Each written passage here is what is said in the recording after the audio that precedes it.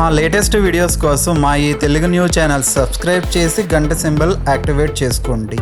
December 18న Subrahmanya షష్ఠి రాబోతోంది. మార్గశిర శుద్ధ షష్ఠికి సుబ్రహ్మణ్య షష్ఠి అని పేరు. మృగశిర నక్షత్రంలో కూడిన పౌర్ణమి గల మాసమే మార్గశీర్షం. ఈ మాసంలో పౌర్ణమి నాడు మృగశిర నక్షత్రం ఉంటుంది. మార్గశిర మాస శుక్ల షష్ఠి నాడు సుబ్రహ్మణ్యేశ్వర స్వామి జననం జరిగింది. తారకాసుర సంహారం కోసం దేవతల కోరిక మేరకు పరమశివుని అంశలో మార్గశిర శుద్ధ షష్ఠి నాడు సుబ్రహ్మణ్య స్వామి జన్మించారు. సుబ్రహ్మణ్యేశ్వరుడు కారణ జన్ముడు, తారకాసుర సంహారం కోసం జన్మించినవాడు. దేవగణానికి సర్వసేనాధిపతిగా పురాణాలు చెప్తున్న ఆ స్వామి సర్వశక్తిమంతుడు. ఆది దంపతులైన శివపార్వతులకు ముద్దుల తనయుడు. ఆ సుబ్రహ్మణ్య స్వామి జన్మించిన పర్వదినమే సుబ్రహ్మణ్య షష్ఠి. ఈరోజు సుబ్రహ్మణ్య స్వామిని ఇంట్లో పూజిస్తారు. అలాగే పుట్టల దగ్గరకు వెళ్ళి పాలు పోసి లేదా నాగుల ప్రతిమలకు అభిషేకం చేసి సర్పరూపంలో కూడా పూజలు చేస్తారు. అయితే ఈ సుబ్రహ్మణ్య షష్ఠి రోజు ఎవ్వరూ కూడా కొన్ని పనులను అస్సలు చేయకూడదు. కాదని చేస్తే కోరి కష్టాలు తెచ్చుకున్నట్లు అవుతుంది. 100లో 99 మంది తెలియక ఈ తప్పులు చేస్తూ ఉన్నారని పండితులు చెప్తూ ఉన్నారు. మరి ఈ సుబ్రహ్మణ్య షష్ఠి రోజు ఎలాంటి తప్పులు చేయకుండా జాగ్రత్త పడాలి అనే విషయాన్ని ఇప్పుడు మనం ఈ వీడియోలో వివరంగా తెలుసుకుందాము. ఫ్రెండ్స్, ఫస్ట్ అయితే ఈ వీడియోకి ఒక లైక్ కొట్టి మా ఛానల్ని సబ్స్క్రైబ్ చేసుకొని మాకు సపోర్ట్ చేయండి. హిరణ్యకశిపుని కుమారుడు నిమూచి. నిమూచి కొడుకు తారకాసురుడు.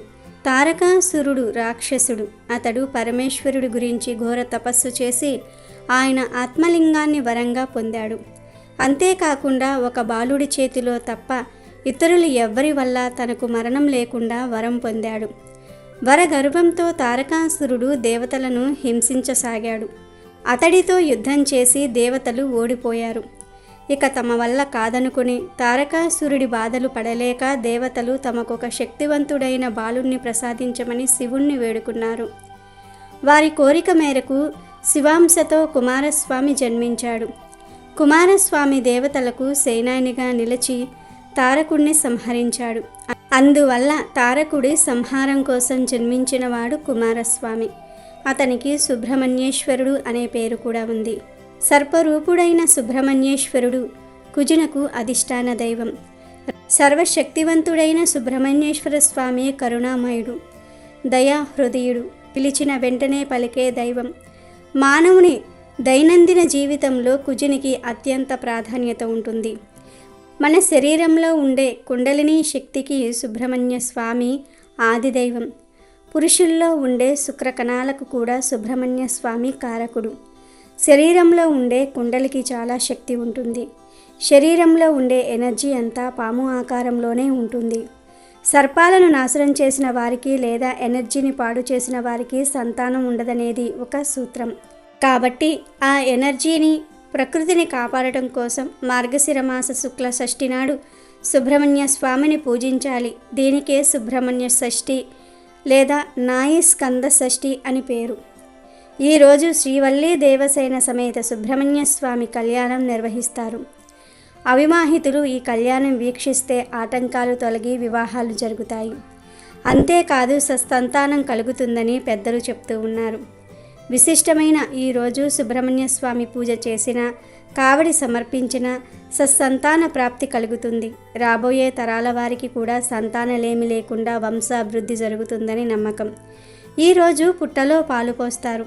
జాతకంలో కాలసర్పదోషం ఉన్నవారు, కేతుదోషం ఉన్నవారు సుబ్రహ్మణ్య ఆరాధన చేయటం అన్ని విధాల శ్రేయస్కరం. ఆ స్వామి జపం సర్వ విధాల మేలు చేస్తుంది. అలాగే రాహు మంత్రము, సుబ్రహ్మణ్యేశ్వర స్వామి మంత్రమును కలిపి జపం చేసి సర్ప మంత్రాలు చదువుతూ పగడాన్ని ధరిస్తే మేలు జరుగుతుంది.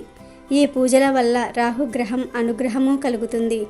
అలాగే సంతాన ప్రాప్తి కోసం మహిళలు ఎక్కువగా ఆరాధించే దైవం సుబ్రహ్మణ్యేశ్వరుడు. సుబ్రహ్మణ్యేశ్వరుడు బాలుడి రూపంలో దర్శనమిస్తాడు కాబట్టి తన రూపంతో బిడ్డలను ప్రసాదిస్తాడని భక్తులు నమ్ముతారు. అందుకనే సుబ్రహ్మణ్య ఆలయాలలో సంతానం లేని స్త్రీలు పూజలు చేయటం మనం చూస్తూ ఉంటాం. సంతాన ప్రాప్తిని కోరే స్త్రీలు వెండి సర్పానికి సుబ్రహ్మణ్య కేతు మంత్రాలతో 21 మార్లు పాలతో అభిషేకించి ఆ పాలను సేవిస్తే సత్సంతానం కలుగుతుందని మహిళా భక్తుల ప్రగాఢ విశ్వాసం.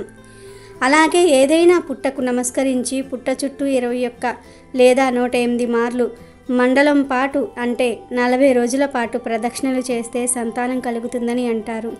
అందువల్ల సుబ్రహ్మణ్య ఆరాధనం సర్వ క్లేశాలను దూరం చేసి సర్వశక్తులను ఇస్తుందని భక్తుల విశ్వాసం. అయితే సుబ్రహ్మణ్య షష్ఠి రోజు కొన్ని తప్పులు మాత్రం చేయకూడదని పండితులు చెప్తూ ఉన్నారు. సుబ్రహ్మణ్య షష్ఠి రోజు పదునైన వస్తువులను పనిముట్లను ఉపయోగించకుండా ఉంటే చాలా మంచిది.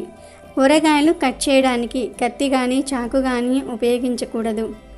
అంటే చాకులు, నాగలి, కత్తులు ఇవేమీ కూడా ఈరోజు వాడకూడదు. చెట్లను నరకటము, భూమిని దున్నటము వంటి పనులు కూడా ఈరోజు చేయకూడదు. పనిముట్లు ఉపయోగిస్తే కూడా సర్పదేవతలకు కోపం వస్తుంది. అలాగే పొట్లకాయ కూడా తినకూడదు.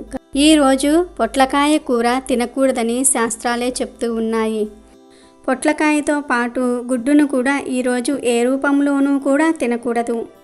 మాంసాహారం గురించి ప్రత్యేకంగా చెప్పవలసిన అవసరం లేదు. ఏ పండుగ రోజైనా సరే మాంసం తినకూడదు. అలాగే ఈరోజు పాములను కొట్టడం, చంపటం వంటి పనులు చేస్తే దానికి మించిన పాపం మరి ఒకటి ఉండదు. కాబట్టి ఈరోజు పాములను హింసించవద్దు. అలాగే ఆడవారు ఈరోజు ప్రశాంతంగా ఉండి ఎవ్వరితో గొడవలు పడకుండా పుట్ట దగ్గరకు వెళ్ళి పూజ చేయండి. అలాగే సుబ్రహ్మణ్య షష్ఠి రోజు చాలామంది పుట్టల్లో గుడ్లు వేస్తూ ఉంటారు. ఈ సాంప్రదాయం ఎక్కడి నుండి వచ్చిందో తెలియదు కానీ ఇది మంచి విషయం కాదు. పుట్టలో గుడ్లు వేయకుండా ఉంటేనే చాలా మంచిదని పండితులు చెప్తూ ఉన్నారు. ఒక విషయం గుర్తుంచుకోండి, పాములు సరీసృపాలు కనుక పాములు పాలు త్రాగవు. అలా అని అన్ని పాములు పాలు త్రాగవని కాదు, దేవతా సర్పాలు మాత్రమే పాలు త్రాగుతాయి. మామూలు పాములు పాలు త్రాగితే అరగక కక్కేస్తాయి, మరణిస్తాయి కూడా. దేవతా సర్పాలు ఎక్కడ పడితే అక్కడ ఉండవు, మనిషి కంటికి కనిపించవు. అంటే మానవ కదలికలను లేని మహా అరణ్యాలలో మాత్రమే ఉంటాయి. అందువల్ల పుట్టల్లో ప్యాకెట్ల కొద్దీ పాలు పోసేయకండి. నాగజాతిని తలుచుకుని నాగదేవతకు నైవేద్యంగా 1-2 చెంచాల పాలు మాత్రమే పుట్టలో పోసి మిగతావి ప్రసాదంగా స్వీకరించటం మంచిది. అలాగే సుబ్రహ్మణ్య షష్ఠి రోజు నెలసరిలో ఉన్న ఆడవారు ఇంట్లో కానీ పుట్టల వద్ద కానీ ఎలాంటి పూజలు చేయవద్దు. కాదని చేస్తే పుణ్యం రాదు, పాపం చుట్టుకుంటుంది. ఈరోజు ఇంట్లో అందరూ కూడా ప్రశాంతంగా ఉండండి. గొడవలు పడకుండా ఆనందంగా ఆ సుబ్రహ్మణ్యేశ్వర స్వామిని పూజించుకోండి. ఇలా ఈరోజు ఈ నియమాలు పాటిస్తే మీకు ఆ సుబ్రహ్మణ్యేశ్వర స్వామి అనుగ్రహం కలిగి అన్ని శుభాలే జరుగుతాయి. అమెజాన్లో బెస్ట్ డిస్కౌంట్స్ కోసం వీడియో డిస్క్రిప్షన్లో లింకు ఉంది, చూడండి. అలాగే మా టెలిగ్రామ్ ఛానల్ సబ్స్క్రైబ్ చేసుకోండి.